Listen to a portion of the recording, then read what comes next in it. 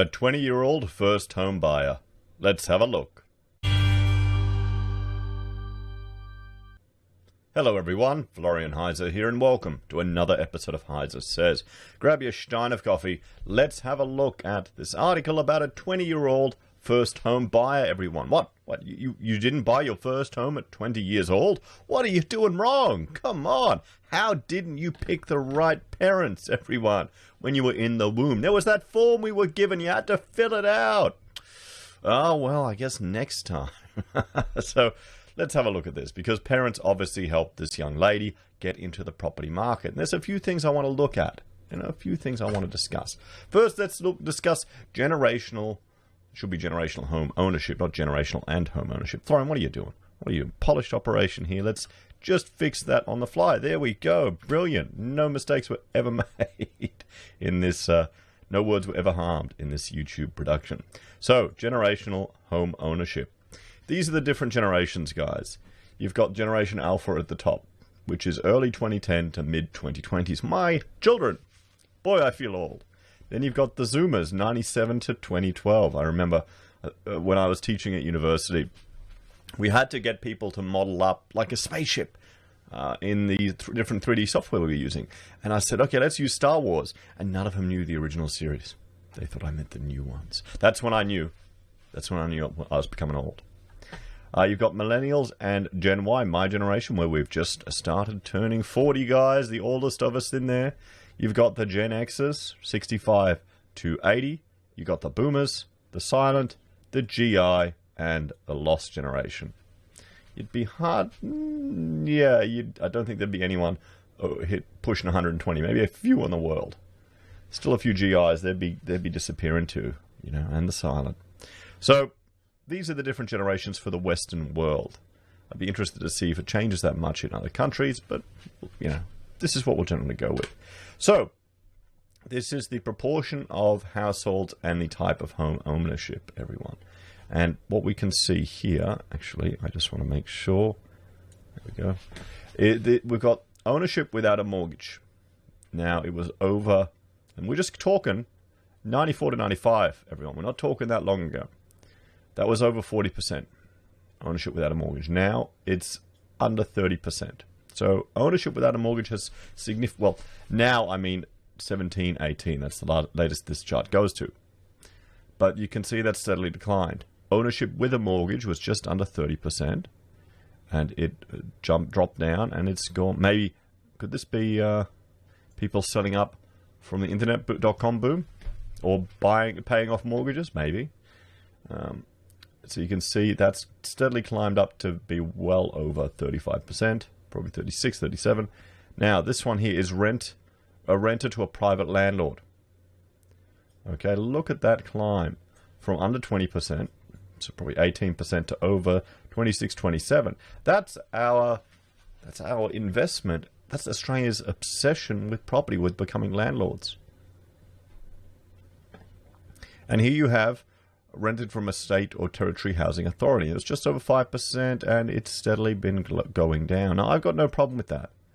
I've got no problem with private landlords, individuals getting into housing, everyone. That's a good thing that we're not using the state to provide housing. You want people to have private ownership. That's what we want to advocate for.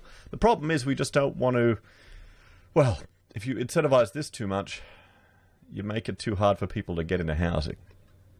So we can look at here some of the numbers. Ownership with a mortgage was at 29.6 in 94-95, and it's up to 36.7. Without a mortgage, it was at 41.8. Now it's down to 29.5. Renting from a private landlord was at 18.4, and now 27.3. And you can see public housing from 5.5 to 3.1. So that's gone up. This has gone down, definitely. And this one here, well, it's definitely gone up. Now, this is Australia. Let's have a look at the US, because this is generational home ownership rates as well. Millennials have been climbing up as they've been able to get into the market. Gen X has been climbing up. Boomers have just overtaken the silent generation for home ownership, guys. And I imagine this is including everyone combined, those of you with a mortgage and without a mortgage. Okay, that's just the way it is. So, as you get older, as you go further in life, you are able to save up and to jump into the housing market.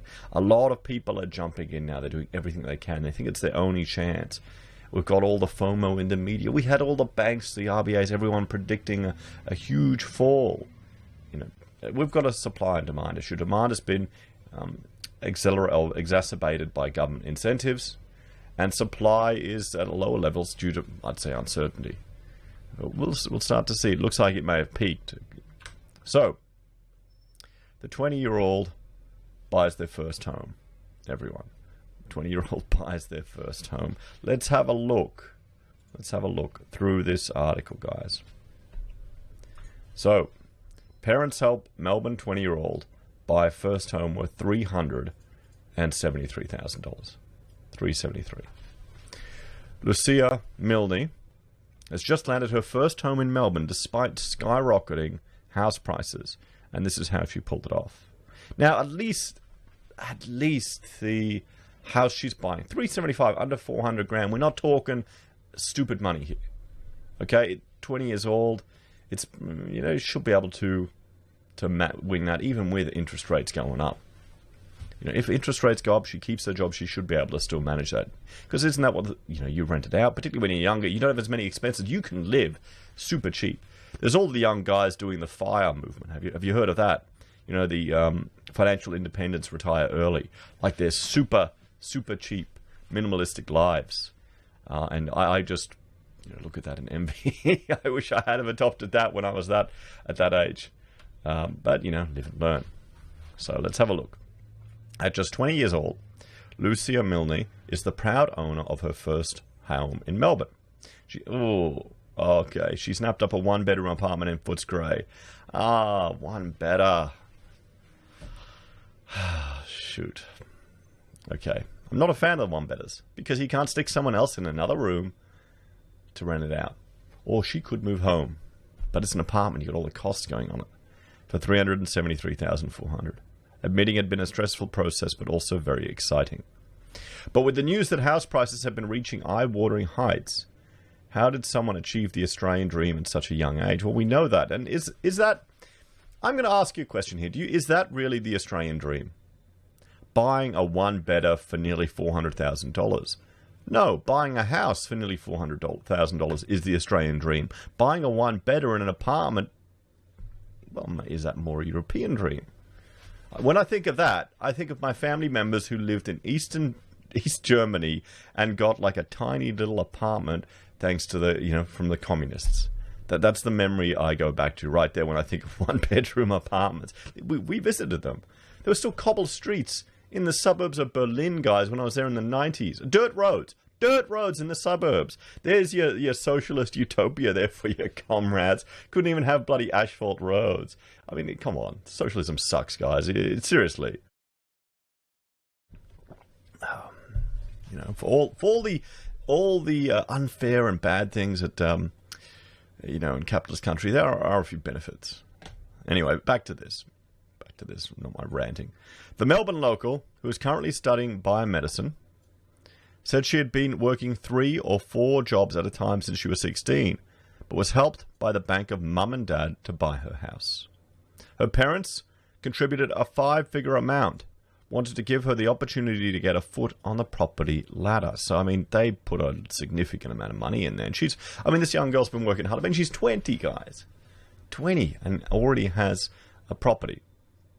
My grandmother passed away and left a small sum of money. It wasn't a lot, but enough to pay for a deposit, she told news.com.au. Mum and Dad said they would rather set me up with a future and give me mortgage history, and why pay rent when I can pay off a mortgage, which was incredibly generous and incredibly kind of them. We're not an affluent family at all. Mum and Dad worked hard and always have. The bank of Mum and Dad is now the 9th largest mortgage lender, or giving $29 billion in the past 12 months, according to Finder. And I've got an article. Look at that. Finder research found 1 in 3 first home buyers rely on their parents for financial help with a deposit or ongoing repayments. That's the equivalent of more than 3,700 Aussie adults per month relying on their parents for housing costs. Millennials are most likely to have asked their parents to help with the loan too. Miss Milne, who works 2 part-time jobs as a barista and administration assistant, is currently renting in a share house, but said there isn't a big difference when it comes to paying off the mortgage. Well, yeah, true. Well, if you have a huge deposit, she got an inheritance and the parents chipped in. So, I mean, living in a share house, we've all got to do it. You've got to do it at least when you're a university student for the experience. I had one roommate and he was a stoner. It was so funny. We would play computer games like Civilization, and he'd move every single piece at a time, and he'd just, get high, and then he'd get the munchies.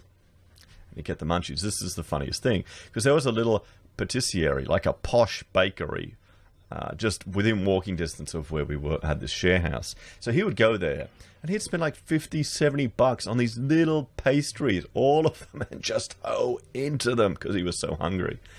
That was probably his biggest expense. He spent more on pastries than rent. So, you need to do student living, guys. Share housing, it's a part of life. But it gets old pretty quick. So, it's about the same. I'm $250 a week rent in a share house? Wow. That's an expensive share house. She should be shopping around in Melbourne. We've seen rentals go down for apartments. And I think the mortgage is $1,080 a month. So it's a small difference. Which is why we made the decision, because the deal that I got is set 3 years at the same interest rate, she said.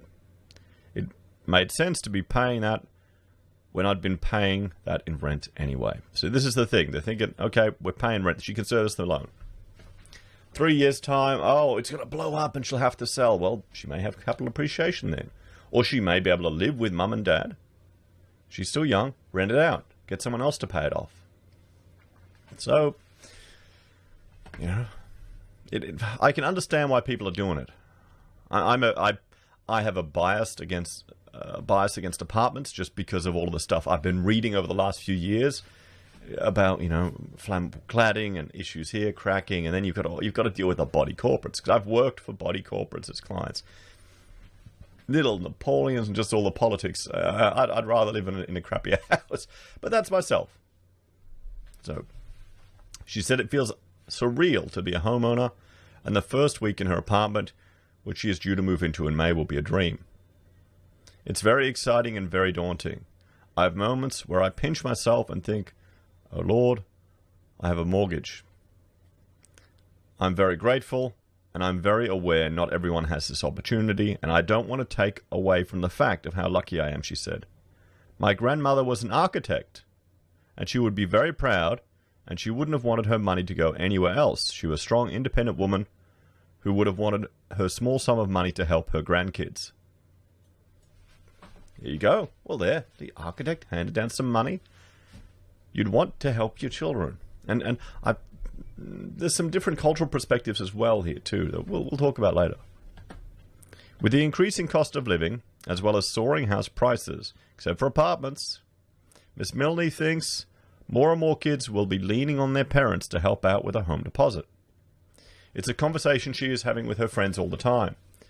I think we all joke, how are we ever going to buy a house? Because life is so expensive. We all have cars and rent. Most of my friends are studying, so we only have so many hours that we can work. And if you're studying and working, it's just a lot, she revealed. It's definitely a big conversation. I've had a couple of mates that one of their primary goals is to buy a house. I mean, this is the thing, everyone. People want houses and property. Everyone wants to get into it. Sarah Megginson, home loan expert at Finder, said saving for a deposit is still one of the biggest struggles for those looking to take the first step onto the property ladder, especially if you're paying rent at the same time. In light of last year's events, it's not surprising to see many parents helping their children get a foot in the door, she said. With property prices showing no signs of slowing down and interest rates at an all-time low, it seems many parents feel a responsibility to give their kids a financial leg up, no matter how much of an impact it has on them personally. Men are more likely to have received parental contributions, with 36% dipping into the bank of mum and dad compared to 27% of women, Finder's research found. Ms. Megginson said it's essential that parents teach their kids how to handle money responsibly as well. Buying a home is a huge responsibility. It's much more than swapping rent for a mortgage payment. There's also council rates, water levies, strata levies, and insurance, plus the cost of repairs when something breaks, she says. Well, yeah, I mean, property ain't it ain't cheap. It deteriorates, guys. You've got to maintain it. All the investors seem to forget that when they're going into it. You can't rely on mum and dad to come to the rescue on an ongoing basis. So I'd encourage all parents to teach their kids basic money management skills. Teach them how to save, how to compare bank accounts, and how to set up their own emergency fund. I mean, this is gold advice, and this is what should be encouraged. I'm sitting down with my daughter, and I'm explaining to her, because I've got my Excel spreadsheet. I'm telling her I'm doing my pocket money investing. I'm buying all these dividend shares. Look at all this money that came in this month that I didn't have to do anything to. You want to build, you want to buy decent companies that are probably going to be around that so you can get some money from them, so you can own a portion of them. And you want to get to the point where you're making enough money there that you can live off. Then you've got all the freedom you could imagine. You don't have to take that horrible job. You don't have to do that. You can control your time a lot more. And that's really, honestly, what I think is the most significant factor to your happiness. It's not about having piles of money, everyone. Not about chasing material possessions. It's about being able to say, you know what? I'm going to take the day off and take the kids out to the park just because I can. It's having that control over your own time. That's what I think the secret to being really happy is. What do you reckon? She advised that too much generosity from parents could hurt their own standard of living in retirement. She's right there. Supporting your kids is how many see the job of a parent, but mum and dad need to make sure they aren't leaving themselves vulnerable in the process, she said. So that's how a 20-year-old gets into the housing market, everyone, because of the Bank of Mum and Dad. Bank of Mum and Dad. And this is the article that I wanted to refer to from in Queensland. How the Bank of Mum and Dad almost outstrips Suncorp in first home buyer loans. So it really is becoming one of the biggest providers of support for mortgages. The spiraling cost of housing has meant the first home buyers are borrowing as much as $89,000 from their parents, according to DFA. I found the Bank of Mum and Dad was among the top 10 lenders, just behind Suncorp and one place ahead of the Bank of Queensland. About $29 billion has been loaned out to the next generation, and in many cases, it was in the form of loan guarantees. The totals are a big leap from just a decade ago, when only 3% of first-time buyers received funds from their parents that averaged about $23,000.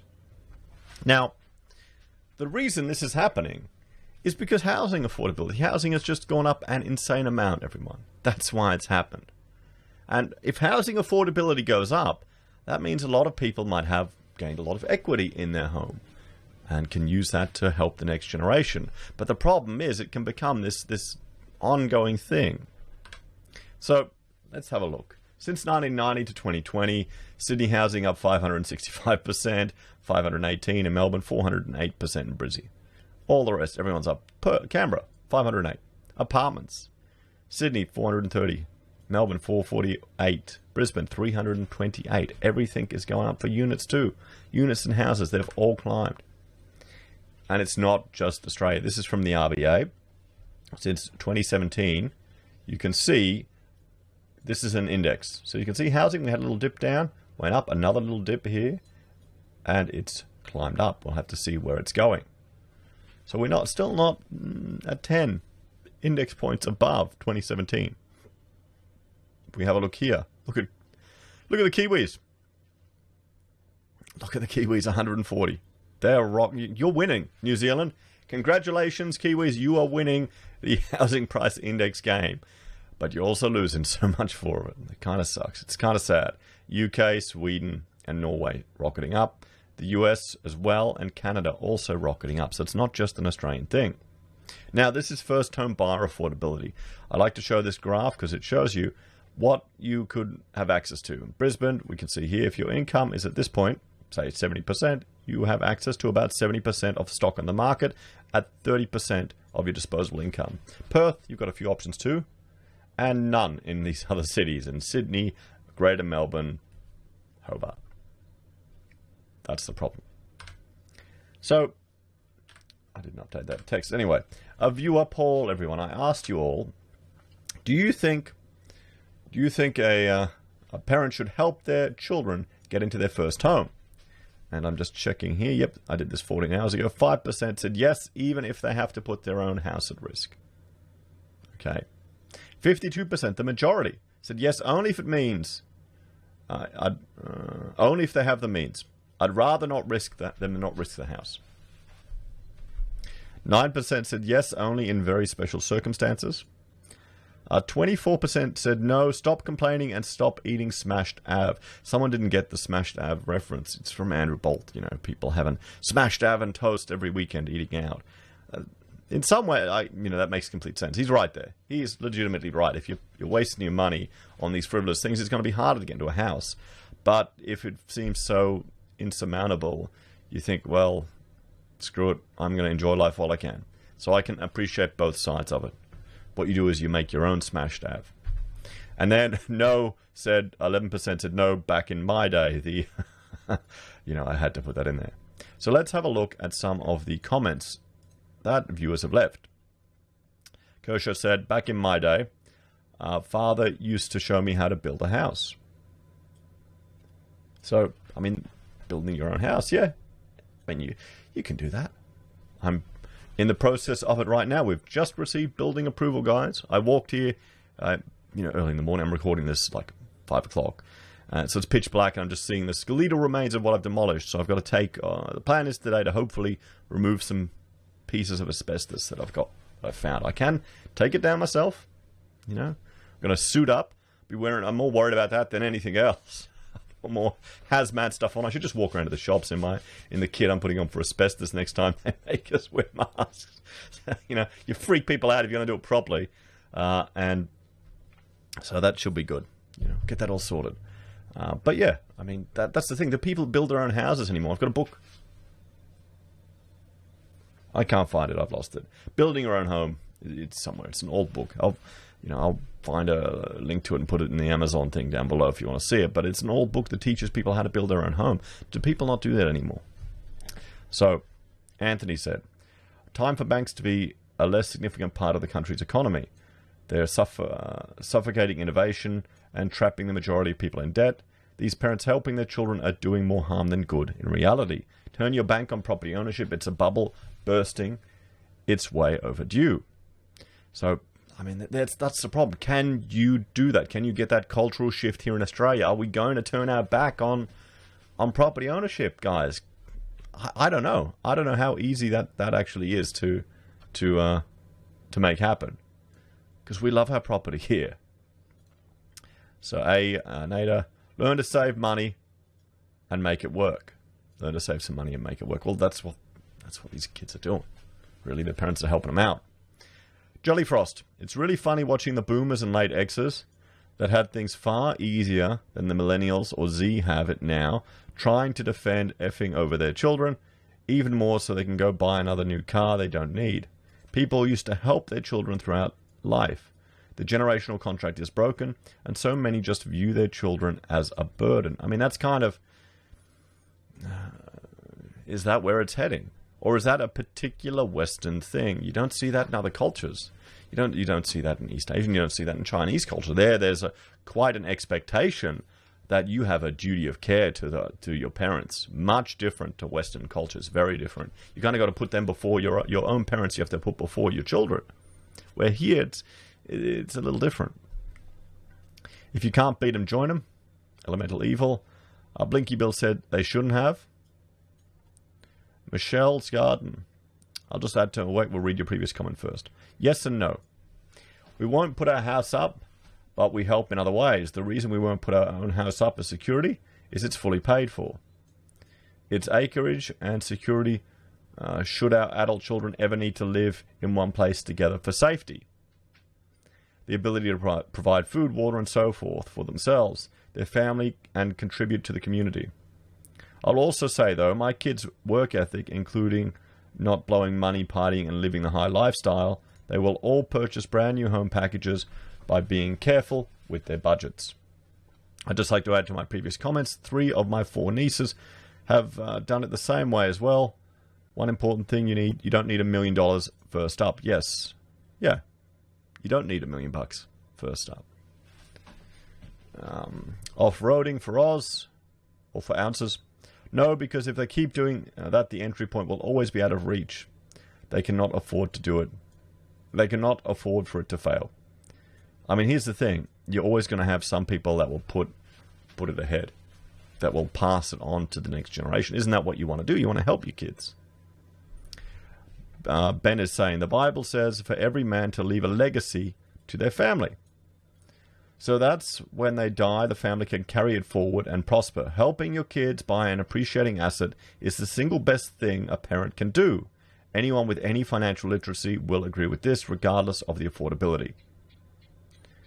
And Oz offered, why do houses always appreciate? Well, let's just say they juice it up here a bit in Australia. Scott Murphy, better to give them warm hands, to give with warm hands and with cold ones. Rach is going, I take issue with the words should, as if it's implied it's my duty. It's not. In saying that, I may choose to help some or all of my children to do so, if I was in such a position to be able to, but it would always be my choice. Well, that's what I'm asking. That's what I'm asking here. If it's implied to do so, if you people think it's implied, I intentionally wrote it like that. So, Johnny the Pom, absolutely not. Don't prop up the Ponzi scheme. The government are looking after their builder mates because construction is the only game left in town. There is no valid reason why houses should be expensive. Australia has enough land to start building new cities between those already established. Ain't gonna happen to many people with vested interests. The fair price for a basic 3-bedder, 800 square meters, is from 250 to 300k, much beyond that, and the country's economy is out of whack. Net slave. I really want to say no, as my parents never helped me, and that has made me self-sufficient. But I feel I would be more advanced in my life if I'd had the help. We should want to help our kids have better lives than what we had, but not pay for it.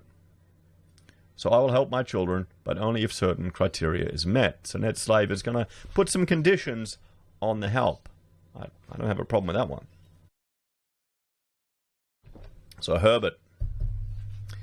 The younger generation just waste a lot and expect and want too much. For instance, my daughter's boyfriend, he sold his car for $6,000 and bought one for $25,000. Well, maybe she's got to get a new boyfriend, mate.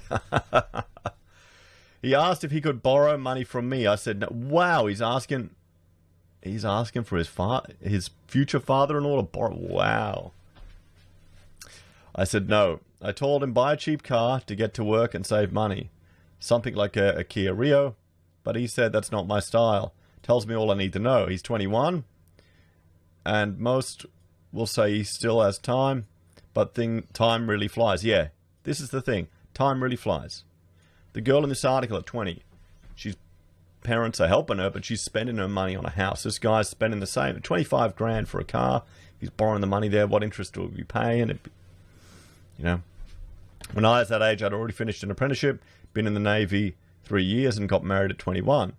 Going to Bunnings and buying a sack of cement and do the usual.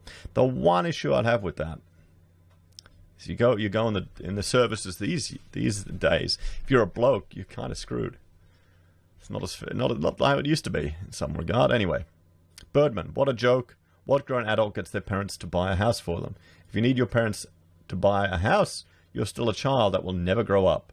How could you ever call yourself an adult if that's so? Turning point. Without a doubt, we will. We have no debts and are relatively wealthy, but that hasn't always been the case. Just to pay the bills, we have been working damn hard, and work has wrecked my body. Now, so much stress has been removed, not having to worry about the next bill or whatever. Yeah, that's the thing, isn't it? If you don't need to worry about the bills, you don't need a lot of money to be happy. So, invested in the green revolution while others tried to stop it. I don't want my son to go through that. He's been raised to know the value of things and to work hard. We were trying hard not to look smug at his last parents' evening. Some people seem to think you have to suffer to make a good person.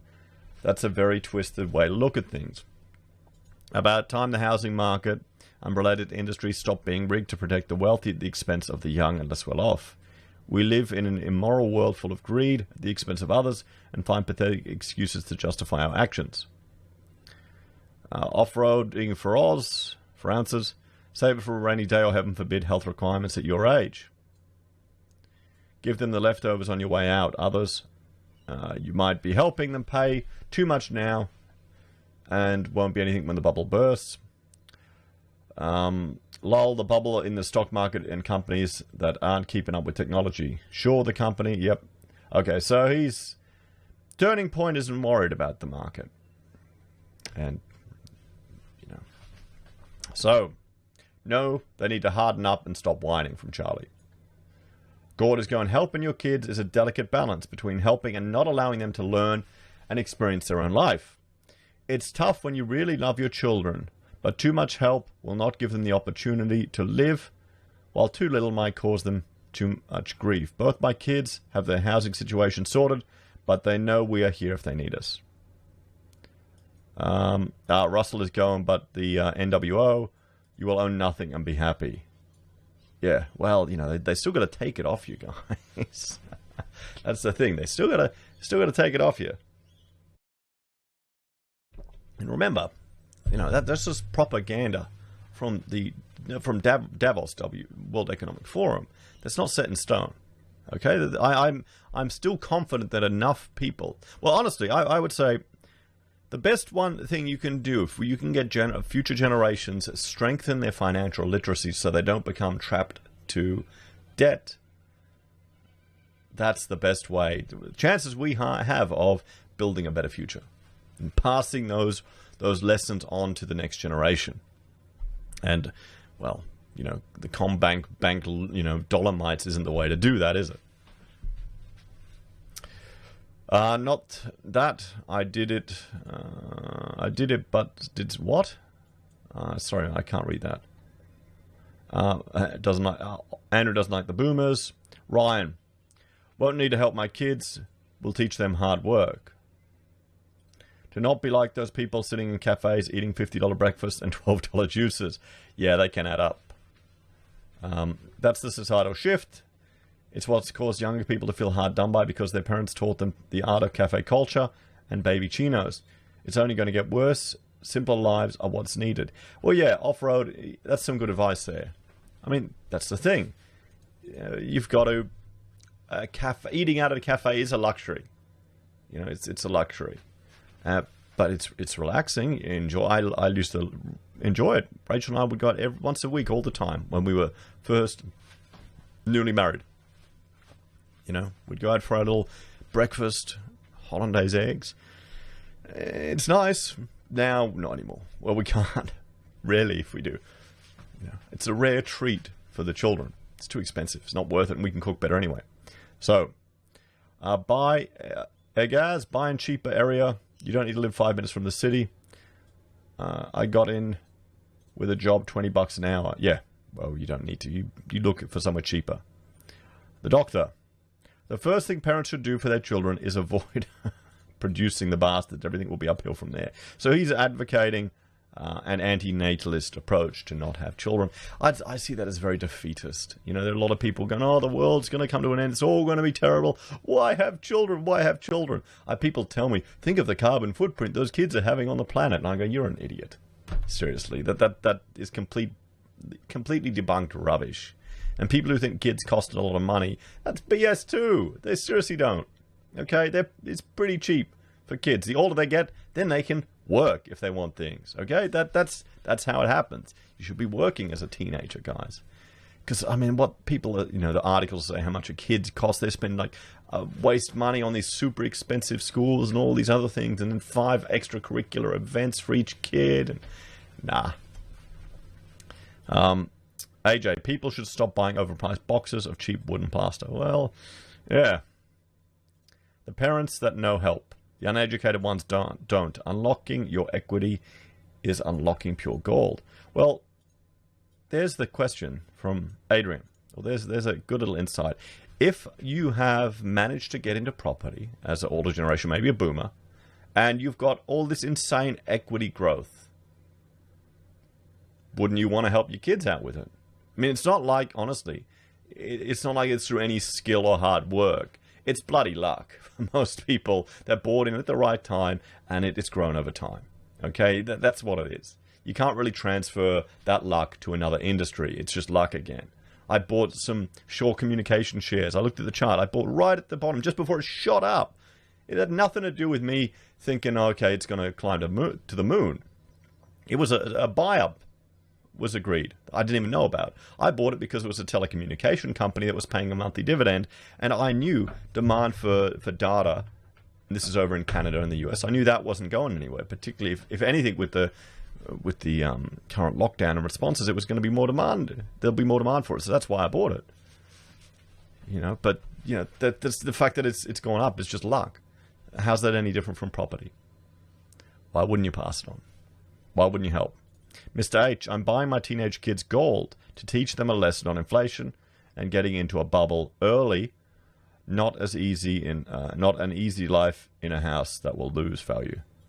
Yeah, I mean, Mina we've got little jars of silver and gold that they will go and buy coins and just stack them up. So whenever anyone gives them a present, I say just, give them cash, family members, and we'll buy them some gold or silver. And I'll tell Mina, okay, we'll hold on this until you get a bit older. Then we'll set you up a share trading account and you can buy some companies. That's what we're trying to teach them. So, Valerie, my dad's generation worked extremely hard, but they also took home the money. It wasn't plundered viciously by the ATO and other government departments. He owns 3 homes. Or he owned 3 homes, holidays, vehicles, without constant stress. Hubby and I work full-time. Mortgage, and every day some entity has their hand out for money. It feels like it, doesn't it? It really does. You're fighting an uphill battle. Oh, you got to pay tax. You got to pay this. You got BAS. You got this. You got this. Always taking a slice of the pie. So when the government comes to the rescue and gives you money, you got to remember how much they've vacuumed out of your pockets already, everyone. They still manage. Our son works full-time, saves, etc. And I don't see them getting their own home if we don't help. For years, we've put away small amounts which we're able to give to both of them a home deposit. Long story short, times have changed drastically for each generation. If you can help your kids, do it, no matter how small, especially if they're having a go. Well, that's the good thing. You don't want to help a bludger. If you got a family member or a kid that's just a bludger and not working hard, well, what are your role models there? There's a question. That's probably something a little bit more introspection you have to show there, because I mean, children mimic their parents. You learn your work ethic as a child from seeing your parents. Just saying. Just saying. There's a reason why I work so hard. So, this Luke. My grandfather had 5 kids. Helped them all get out into a house, including my parents. What's the reply? Top grandfather sounds like a real man. Andy. Let them learn the hard way. It'll put hairs on their chest. I do mean male and female. Mario, only if they're special needs kids. Brian.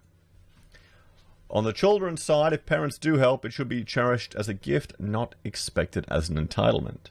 On the parent side, assuming they have reasonable means to help, it would be a D-move not to help. I agree with him. I think this is it. If your parents can and choose to help, that is a gift. If you can and choose to just keep it to friddle away, particularly if you've just gotten your wealth through doing nothing, buying at the right time, and riding the market up, yeah, it would be a D move. So it should be their prerogative. If both parents want to help and the kids want to accept that help, maybe some want to go alone, then sure. The real issue is, though, that it shouldn't be a matter of necessity, because that's the only possible practical way to get onto the property ladder. If it is impossible, except when your parents have money to go guarantee on a loan, then your housing market is broken. Oh wait, that's exactly how it is. Or is it that we're catching up with other parts of the world? Is that what it is? When you think about it, parents helping their kids to buy a house is like a form of debt. You're taking from the future in order to have something today. Yeah, that's what we always do. That's our whole system now. It's possible. It's possible like that. Rather than getting an inheritance later in life, they're just getting the money today in order to buy. The only reason for that to be good is for those that want their parents to appear lower on means tests for a pension or to avoid those possible stupid wealth or death taxes. I wonder if we'll see death taxes return. I hope not. Will. Unfortunately, it seems the only way, considering how the Liberals effed and tanked the housing market. I wouldn't, mate, don't think the other side's going to be any better. The main two are the same. The Crane, if you want your kids to remain in the special social class, in the same social class as yourself, yes, no options really. That's it, guys.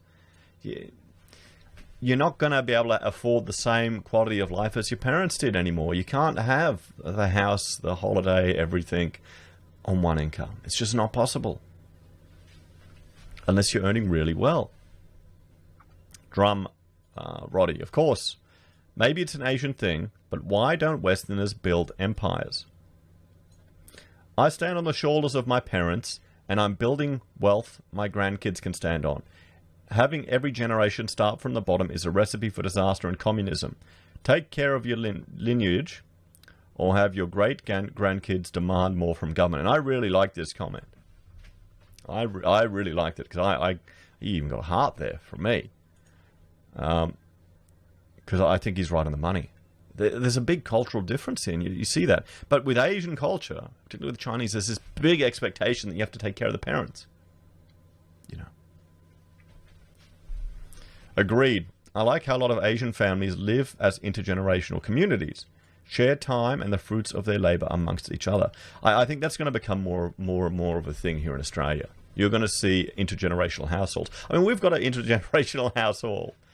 You know, at one point I had my mother, my father-in-law, I think our sister-in-law was living here at that time, maybe not, but I think she came right after, my wife and I, and our 5 children, all in the same house. You know, that's an intergenerational household, everyone. Even just coming together and saving money on internet and power makes a difference.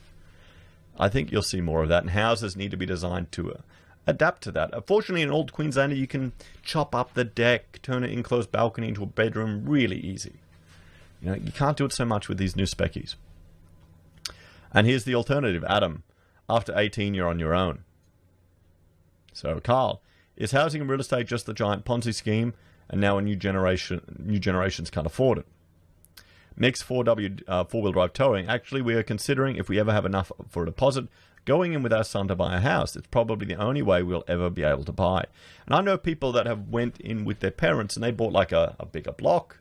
They got their house on it, and their parents have the granny flat. You know, so they've made it work like that too. And then when you have kids, you got the parents near. They can see the kids. They want to spend time with their grandchildren. That's a big part of life. That's one of the other sad things that's happening now is unintentionally not having grandkids. As a 25-year-old who is working hard to get in the market, I hate nothing more than seeing people my age whose parents help them get a house. And I can completely understand where James is coming from there. I mean, that's frustration, anger, and jealousy, particularly if you're working hard. You've got to really get a stranglehold on that, because that can just gnaw away at you. What we need to start doing here in Australia is lifting up the people that are doing well. You know, not that tall poppy syndrome. I mean, congratulating this girl. Okay, she's got in the housing market. Okay, it's an apartment. I probably wouldn't jump on that, but at least she's getting in. You know, okay, if interest rates go up, she may have to rent it out to someone, or she may have to sell it. But at the very least, it's a learning experience. That's worth a lot too. Let's look at the replies. Kurt is going, wouldn't you take the money if your parents could help? TA, I know a father who had invested some money on behalf of his 3 kids. After 20 years of him putting a little bit into the investment fund, they each had 100 grand to put towards a house. That's how people get ahead. Family. Well, yeah, I mean, you need to work together, guys.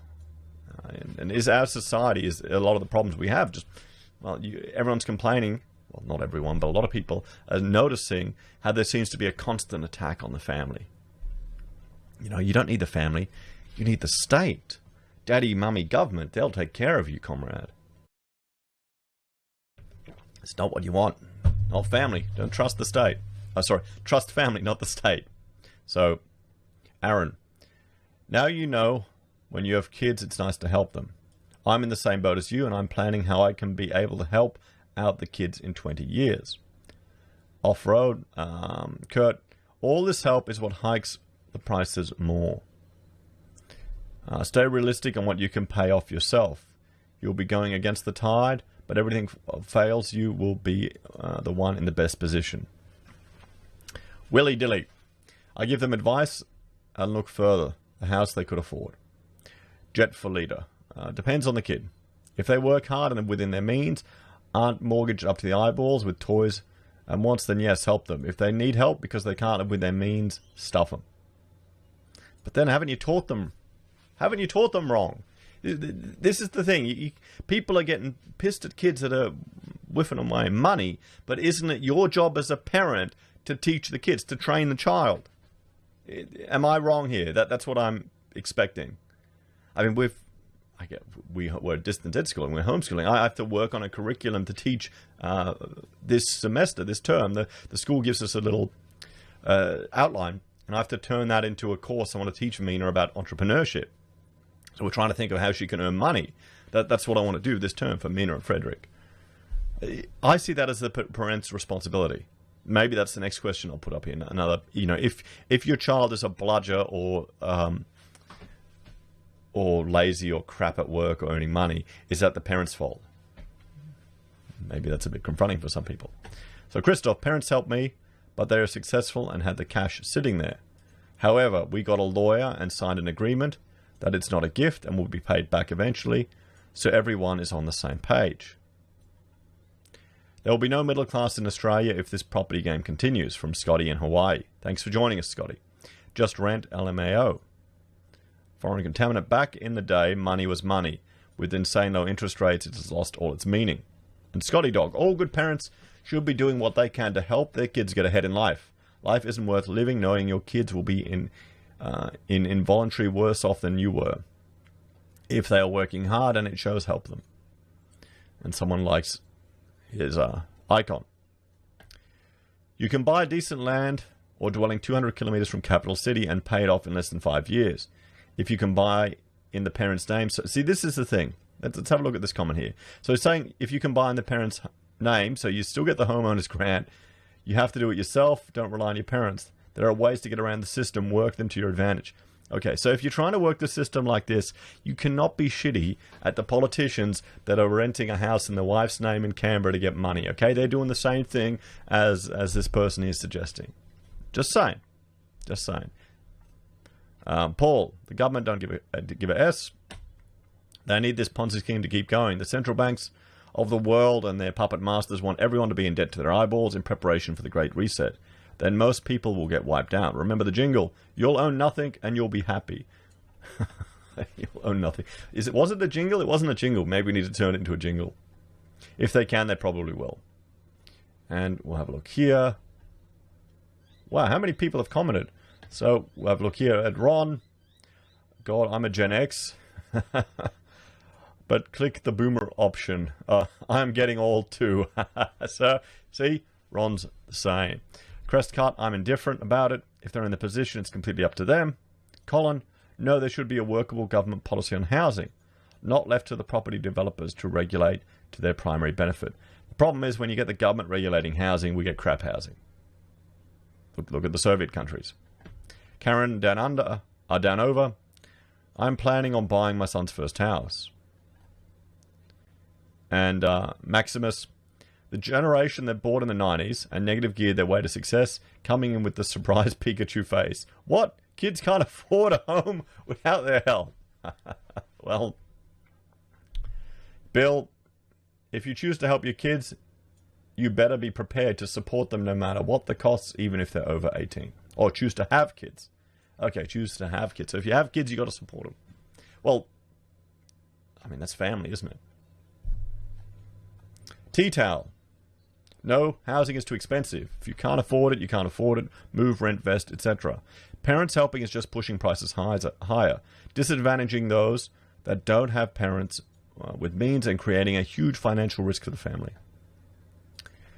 Nicholas, a public financial service to help citizens with their housing needs, which we're not getting from the banks, who are too concerned with their insufferable want of profit. Only if you've taken the jab, according to Let's All Be Friends. Don't know about Smashed Av has to do with deserving a handout. But if you can't afford, you're not ready for the responsibilities yet. That's my take. So there we have all the comments from the viewers and the poll, guys. The majority are saying yes, if they have the means. But don't put the house on the risk. So let's discuss some of these solutions, everyone. So here's the question I put to you. Is this a problem? Is parents helping their kids a problem?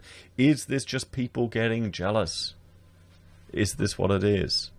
You know, shouldn't we be celebrating helping our children and building a family legacy? Really. Don't get me wrong. I used to get very jealous and frustrated at people that were, you know, I'd meet these people that pretty much had entire businesses handed to them. Handed to them. You know, like a whole guy in his early 20s had a whole cleaning business, all these people working for him. I think, how the hell did you manage to build that? And then it was handed to him. You know, so, you know, you got to just get over that, guys. I mean, good on them helping out their kids. It's better than pissing the money away. Better than dying, not leaving to anyone, or the government taking it off them. Okay, sure, it may not work out, but you got to put family first. You know, I'd argue we need to create incentives to, well, allow people to afford to get in a home. One would be writing off the interest costs on a primary residence. Shifting away from this negative gearing mentality of everyone being a slumlord, of finding ways for people to get into housing. And this is just going to happen, everyone. There's going to be a greater class divide here in Australia. Is this just Australia maturing as a civilization? You let me know your opinion on that one in the comments below, everyone. Thank you all for watching. Please like, share, and subscribe to the channel. If you're a fan and enjoy the content I create here, there are a few ways you can support us. You can join us on YouTube or Patreon. You can support us using any of our affiliate links you can find down below from Amazon, eBay, Independent Reserve, or AussieBroadband. You can join Stake or SelfWealth and help us with our share trading. You can buy our merch from HeiseSays. We've got pocket squares handmade in our very own sweatshop right in this house by Rachel, or Teespring to buy the mugs and things that are manufactured overseas. You can support us using Gold Pass from the Perth Mint or via good old PayPal.